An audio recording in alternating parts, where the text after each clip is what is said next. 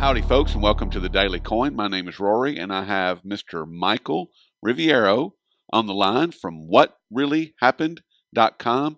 And the name of the radio show is What Really Happened as well. Is that right, Michael? That's absolutely correct, and we're over on the Genesis Communication Network. Well, thank you so much for that. And the way that I met you, Michael, was through Sean over at SGT Report, and I'm very grateful for that. I'm very grateful to have met you, and I love what you do with your website. I think it's incredible. It's one of the best sources out there, in my opinion. I mean, just the continual stream that you have going on over there is just amazing. I don't know how you do it, but I'm very grateful that you do. Coffee, lots and lots of coffee. Well, I certainly appreciate you taking time out of your extraordinarily busy schedule. I know you're doing the 3-hour radio show that's coming up here in just a minute, and the popular website that we were just talking about, and your determination to keep America first, second, and third doesn't leave much time. So let's just make it happen. And what's on my mind is we're going to take a step back for just a second. And when I sent you an email a couple weeks ago about this, I said that I wanted to touch base with what happened on the History Channel. And you made an appearance on History Channel's America's Book of Secrets. The Gold Conspiracy was the name of the episode. And you were making an attempt to explain what happened with the Dominique Strauss-Kahn, who was the former head of the International Monetary Fund, the IMF, and they're thieves one and all, first of all, and Dominique Strauss-Kahn was actually removed from an airplane that was headed to Germany, I believe, for a meeting. And remind us, if you would, Michael, of what that meeting was about, because if I remember correctly, it was pretty important, and his absence from that meeting was pivotal. Well, the situation is we have seen more and more high-level individuals start to question what has been going on with the financial services sector. It began with Elliot Spitzer, who was starting to raise the alarm about what is called naked short selling on the stock market, which is actually illegal, but it goes on all the time. He got hit with a prostitution scandal and driven from office. With regard to Dominique Strauss-Kahn, he was becoming very, very alarmed at signs that gold bullion that was supposed to be on deposit at the New York Federal Reserve, the Bank of England, the Bank of France, might not actually be there. And the problem is that these depositories, which operate like giant savings safety deposit boxes, it's not like you put the gold in and they get to use it. And yet they were doing it. Apparently, in order to keep gold prices down, gold that belonged to other people, other banks, other countries was being leased out the back door to dump on the market to keep gold prices down. And they got into a situation where they could not bring the gold back.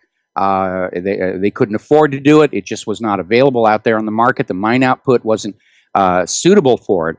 And so it became this huge cover-up where the attitude of the Federal Reserve was, well, as long as it's listed on our bookkeeping, you don't have anything to worry about.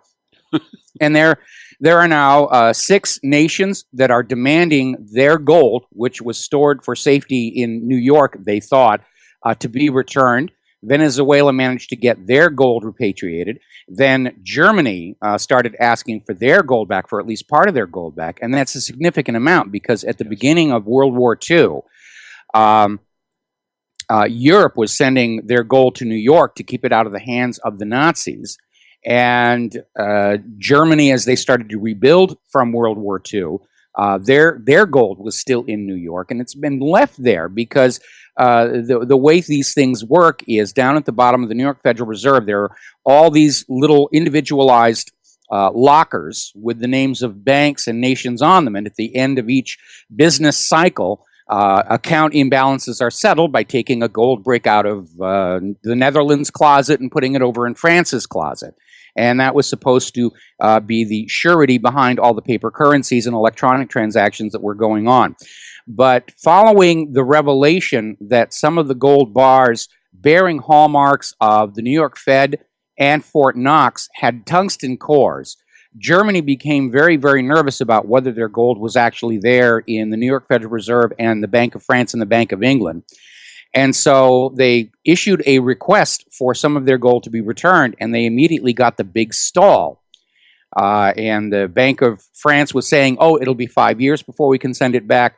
The New York Federal Reserve said it'll be at least 8 years. They even refused inspections, saying, "Oh, well, we're not set up for tourists."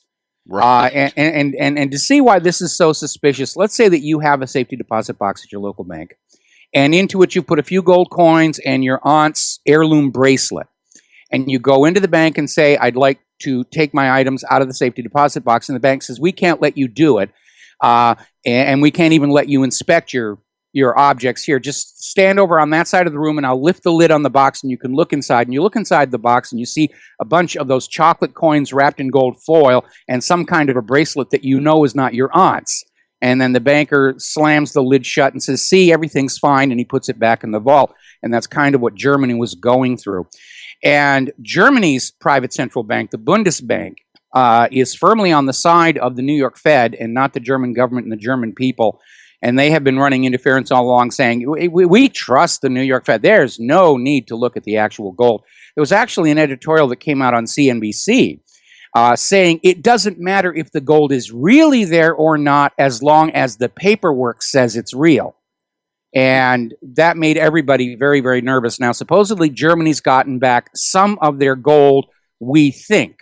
The head of Germany's repatriation movement is now on record as saying that he cannot find evidence that anything has been transferred from New York to Germany other than paperwork. And so it's this big, big stink. Now, Dominique Strauss-Kahn, as head of the IMF, was starting to view this as a seriously destabilizing problem.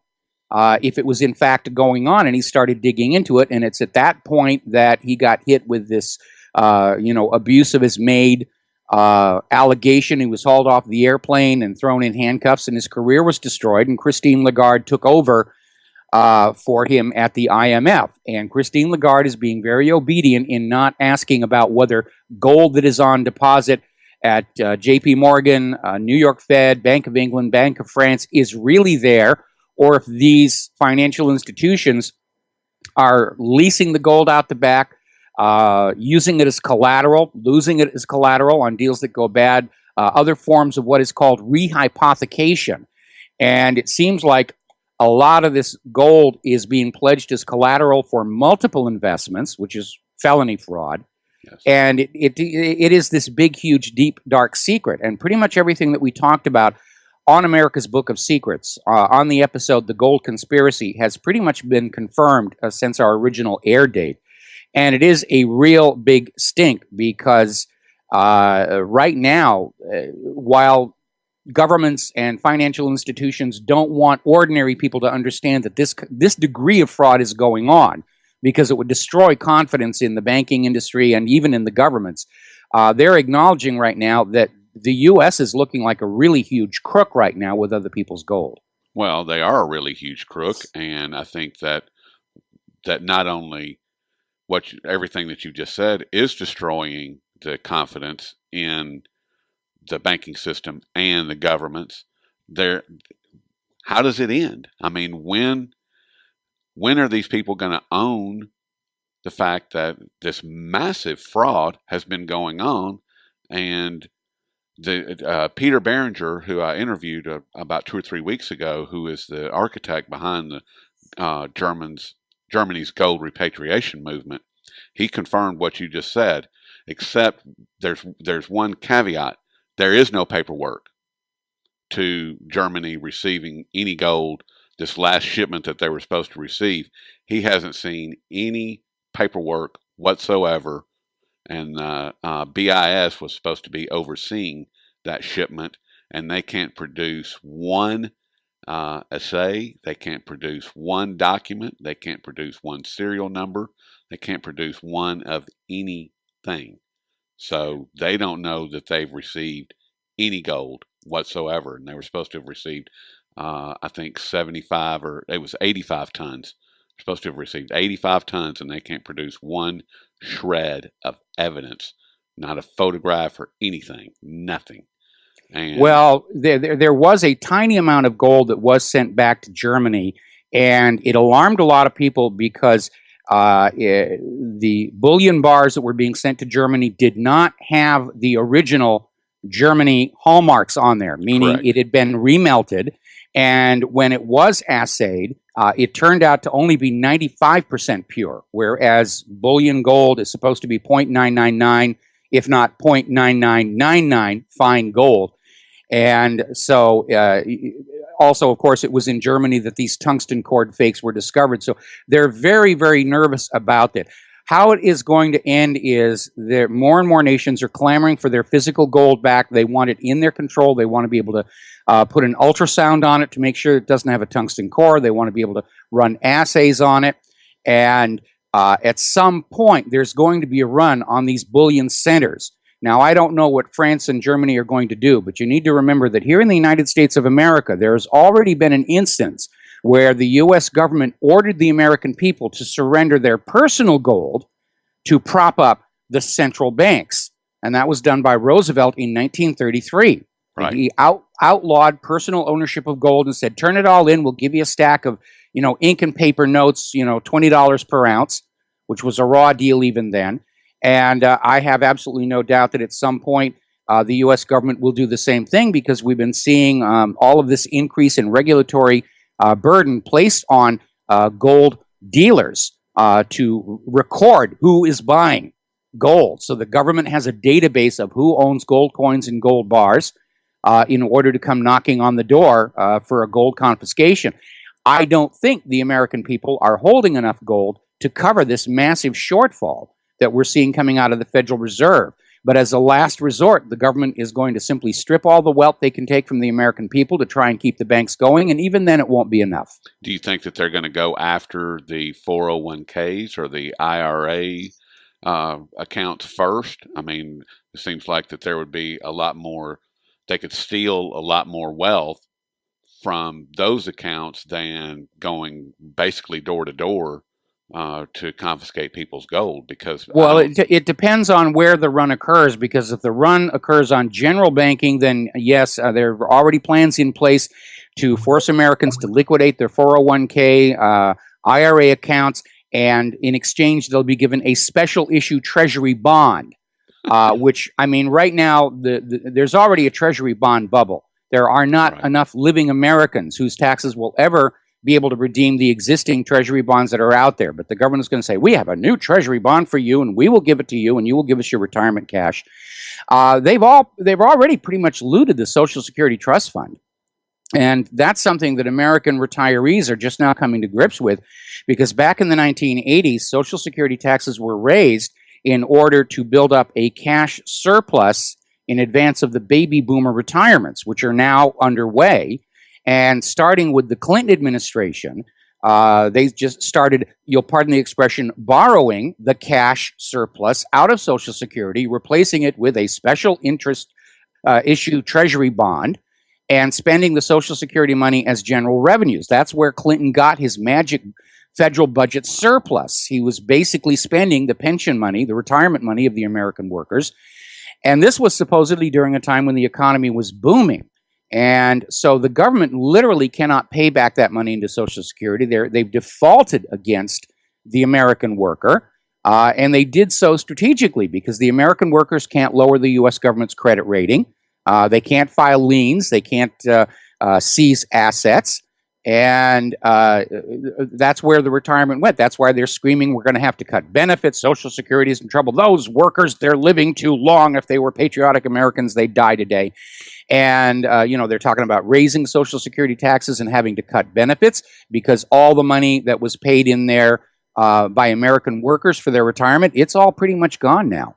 Well, and along those same lines, if they actually came out and said inflation is actually running at 6 or 8 or 9 or 12%, whatever the real number is, then they would have to raise the benefit amount that's paid out to people. Isn't that right? I mean, that's absolutely right. And that's why the rate of inflation, when it's calculated, they exclude fuel and food prices. Now, because of the oil price war, fuel prices are going down. We're not really seeing that price drop much at the consumer level yet, but certainly anybody who's been to the supermarket lately is just seeing food prices go right through the roof, and that's where the inflation is hitting, and that's why the official inflation figures do not include food prices.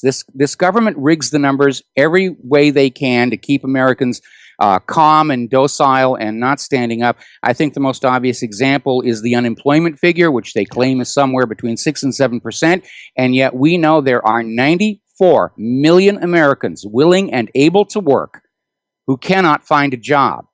And most of them are shoved off into other categories of chronic unemployed, so that they're not included in the unemployment numbers. And it's just another way of faking the numbers and lying to the people to tell them, look, everything's okay, and if you're going hungry and you've lost your business and you've lost your home, really, it's something that you did wrong. It's not us. It's not Wall Street. It's not Washington, D.C. What's almost laughable is the U.S. is already trying to set up Russia to take the blame for when the U.S. economy does collapse, because, as you know, they arrested this Russian in New York that they claim is being a spy, although everything he's accused of doing really sounds like market research that anybody in the business community would be doing. And now they're claiming that Russia is planning to deliberately crash the U.S. economic system. So they're already making plans for when it comes apart. They don't want to stand up there and accept responsibility for ruining the U.S. economy. They're already getting ready to say, see, it's Russia. Go hate them. We're in it. We're victims, just like you ordinary Americans. And that's why throughout history, every time the U.S. economy gets into this kind of a mess, they get into a world war to try and get out of it, or at least distract the American people from it. Crash of 1907, World War I. Crash of 1929, World War II.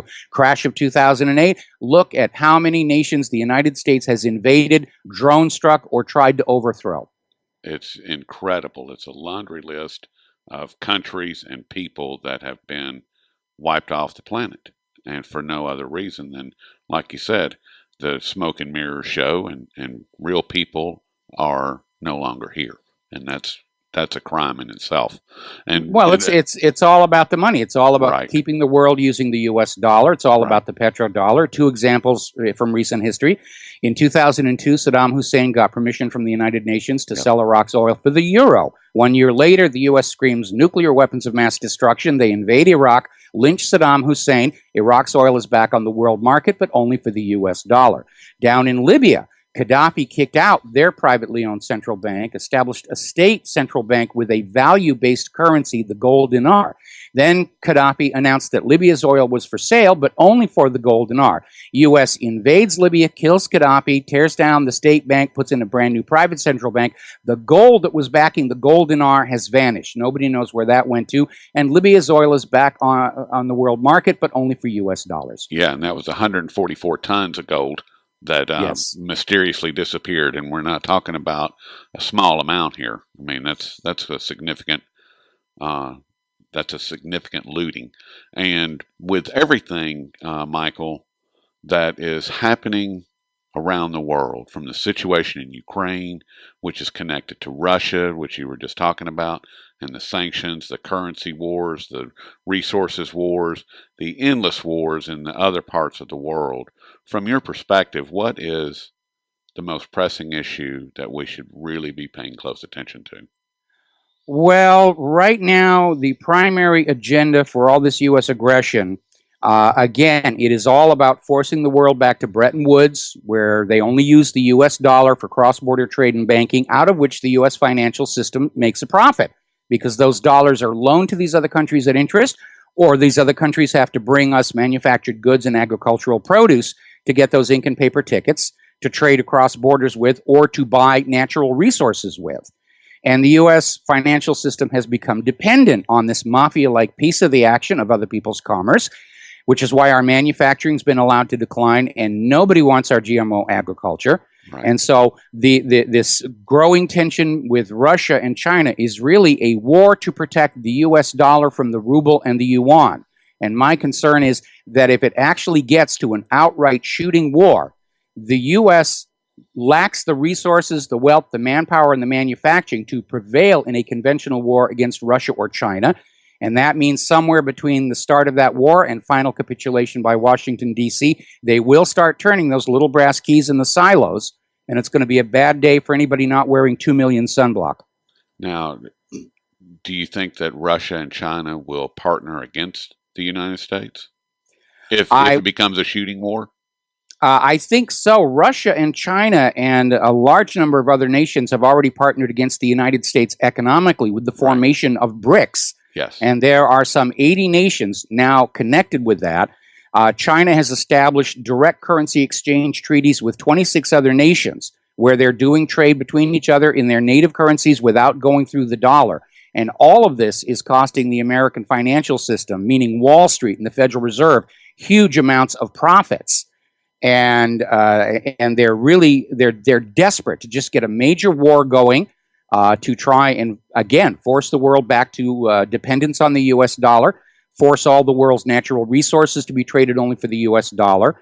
And at this point, with the propagandists clearly not getting traction with the American people about why we must make war on China and Russia, I'm very, very concerned that soon we'll see another false flag, a big one, not just a Charlie Hebdo. We're going to fake an attack on this newspaper to sell copies and bash the Muslims, but I'm talking about something 10, 20 times worse than 9/11, like big explosion that levels half a city.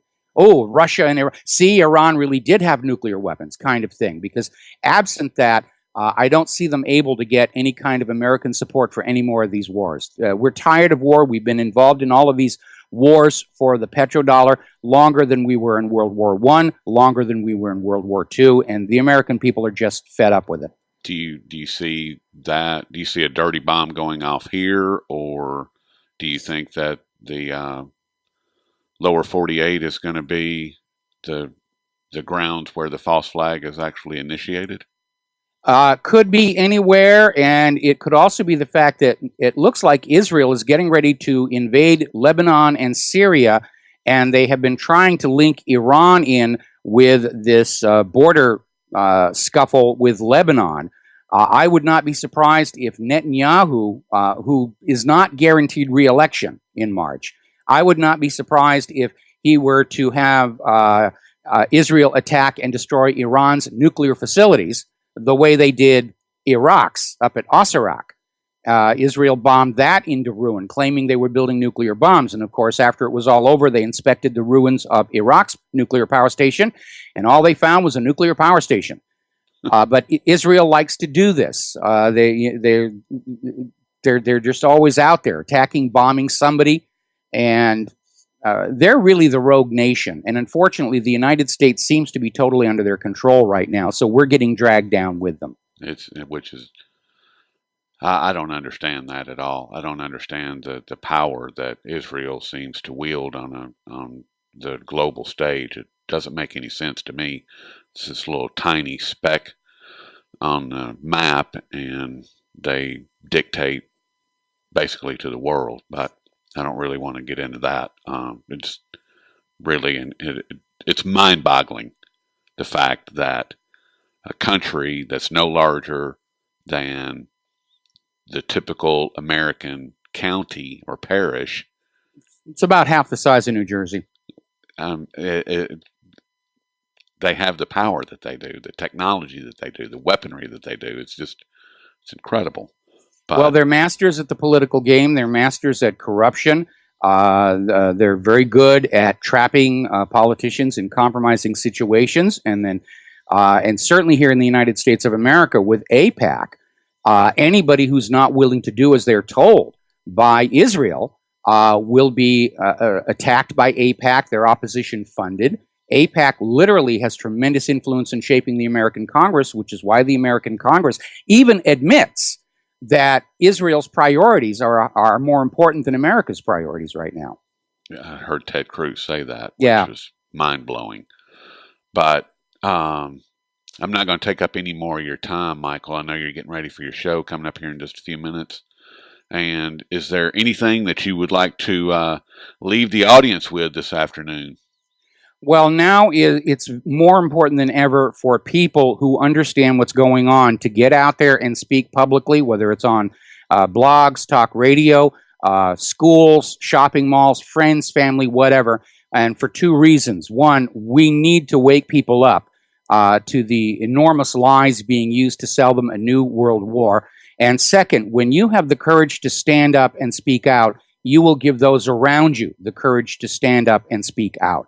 And that is so important right now because we're literally looking at a potential nuclear global war, all for the sake of the bankers' greed, and we need to stop this. Well said, my friend. Thank you very much. Thank you. Well, like I said, I know you're getting ready for your show, and I'm not going to take up any more of your time. I hope that we can do this again, Michael, and just have yourself a great afternoon.